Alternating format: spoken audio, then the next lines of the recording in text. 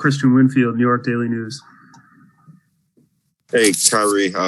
Obviously, there's been a lot of conversation about fan interaction with players, and then there's an instance tonight. I'm just wondering what you think can be done to prevent these interactions from happening in the future. It's unfortunate, that sports has come to a lot of this, kind of crossroads where you're seeing a lot of old ways come up. It's been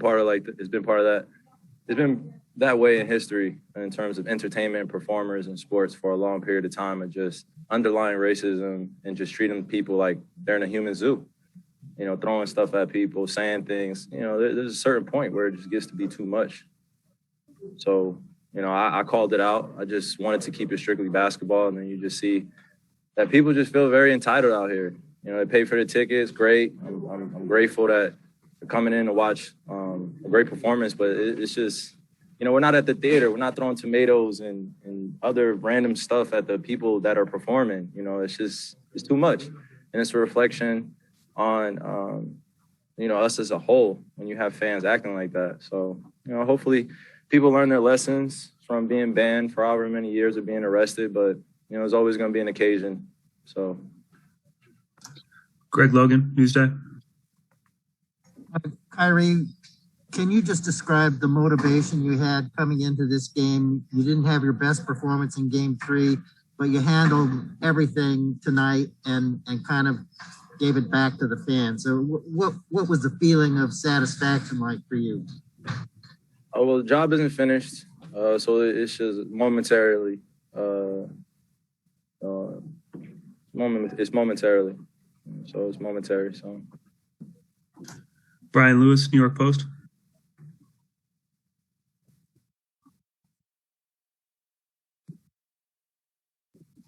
You're muted, Brian. Hi, my apologies. I was asking what the difference was for you, Kyrie, from 3 to 4. I mean, did you notice different ways that they were defending you? Did you do something to get yourself in a different mental headspace? What did you do from 3 to 4 that allowed you to come out and have a night like you had tonight? Same things I've been doing since I was a kid. I've been part of a lot of hostile environments since I was a kid. It's not the first time, in my life where I've had to bounce back from one of those type of performances that isn't typical of me in terms of the big stage. And I can't do it alone. So, in between, last day or so, just spending some time with my teammates, spending time with myself, just having some conversations to keep me balanced and grounded, and then go out there and have fun and play basketball at a high level. I'm grateful to be able to put on the uniform and just go perform with some guys that are very selfless and just want to see some good basketball out there. And we do the little things to help each other win. Malika Andrews, ESPN. Kyrie, could you just walk us through what happened? I mean, did the fan yell at you? Did the bottle hit you? What happened? It doesn't matter, honestly, Malika. It's just these actions, like I said, are historically relative. When you think about just where we've come as a sport. It used to happen back in the day. A lot of older players went through it. And any great person, great entertainer, performer, understands that when you're achieving something bigger than yourself, you're going to have a lot of adversity, animosity, and you just got to figure out a way to deal with it. So tonight, I think we collectively dealt with it. Anything could have happened with that water bottle being thrown at me, but, my brothers were surrounded around me. I had people in the crowd. So just trying to get home to my wife and my kids. You mentioned, treating you as human, which should be a basic right. I'm just wondering what you would want folks who feel entitled to do that to know about how that makes you feel.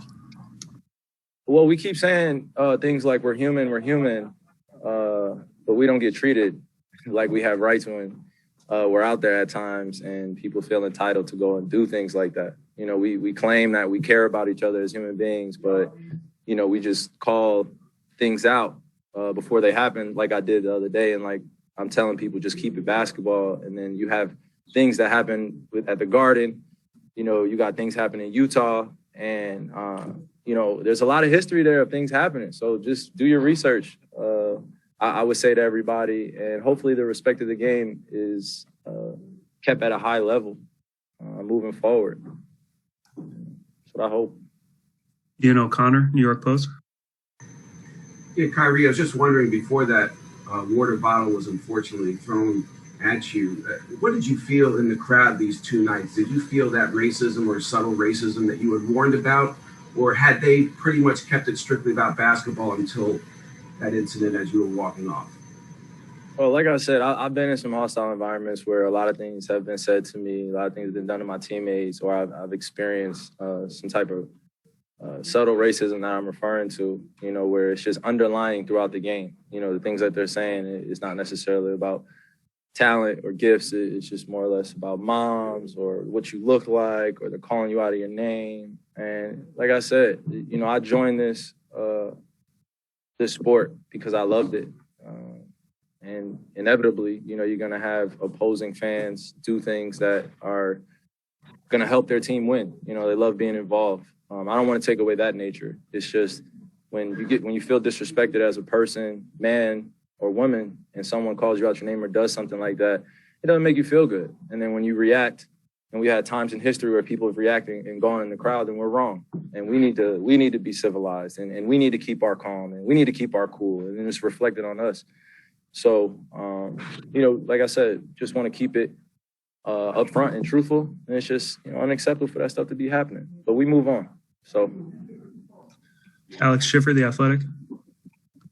Kyrie, kind of piggybacking off Malika's question, James just said before you joined us that he doesn't think that banning fans does anything with this stuff because it continues to happen, and he'd like to see the process change with all this. I'm curious if you have a thought on that.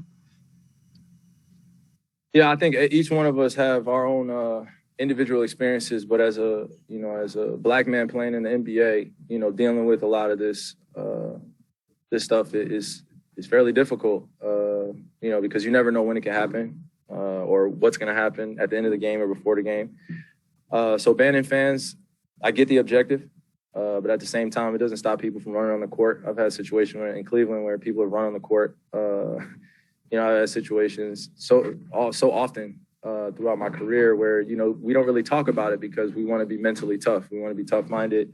We don't want to be called soft or, you know, we're not man enough to deal with boos. And, you know, fans never block my shot. So I'm not worried about that type of physical, you know, type of violence. It's just, you know, when they start doing things that are just out of character, you know, just getting belligerently drunk. And, you know, that's just what sports is. You mix drunk people out in the crowd that are cheering for their team, you know, and you have some fans that are there to watch the quality of the game. And then you have a mix of in between, and then you got this intermixing, and then now we don't know who's who. But like I said, I just want to move on from this, man. You know, I've dealt with it as a player here as a Celtic of different things, and now being an opponent again. You know, I just want to move on. So, Thanks, Kyrie. Appreciate it. Thank you. Thanks, Kyrie.